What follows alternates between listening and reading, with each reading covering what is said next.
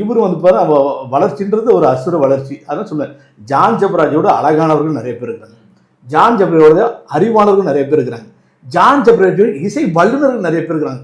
John Jebaraj வச்சிருக்க கீபோர்டோடு பல கோடிக்கணக்கில் கீபோர்டு வச்சிருக்கவங்க இருக்காங்க. ஆனால் இவ்வளோ வச்சது பெரிய பெரிய போதருடைய பிள்ளைகள், பெரிய பெரிய ஆட்கள்லாம் இந்த தமிழ்நாட்டில் இந்த இந்தியாவில் இருக்கும். ஏன் ஜான் ஜபராஜ்? வை?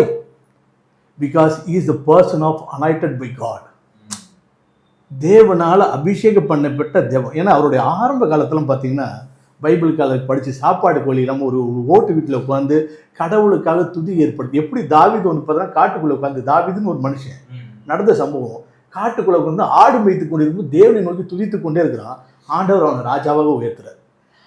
தாவீது வாழ்க்கையிலே சர்க்கிள் இருக்குது, அவனும் பாவம் பண்ணுறான், அவனும் பிரச்சனை பண்ணுறது இருக்கு. ஆனால் இருந்தாலும் வந்து தாவீது தேவனால் அபிஷேகப்பட்ட மனுஷன் வந்து ராஜாவை மாற்றலாம்.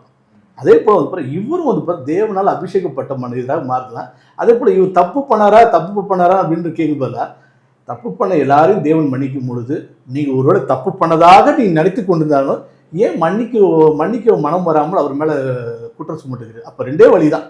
ஒன்று, எல்லாம் லாபராகவும் போயிடும். இது உண்மையான குற்றம் எப்படி இருந்தாலும் இப்போ சட்டம் தீட்டுப்பட்டு எல்லாரும் பண்ணாலுமே அது தெரிஞ்சிட போகுது. ரெண்டாவது வந்து பிறகு தப்பு இல்லைன்றதும் தெரிஞ்சிட போகுது. அப்போ என்ன பண்ணணும்னா, அதுக்கு முன்னாடி நம்ம வந்து வார்த்தைகளை கூட்டி இறைவன் ஒருவனே நியாயம் தீர்ப்பான். இப்போ எல்லாம் ஒரு கிறிஸ்துவர்கள் நம்புறாங்க, 2ஆம் வருகையில் இறைமந்தன் இயேசு கிறிஸ்து பூமிக்கு வந்து எல்லாம் நியாயம் தீர்ப்பார். அது வரைக்கும் நீங்களோ நானும் யாருமே நியாயம் தீர்ப்பார்.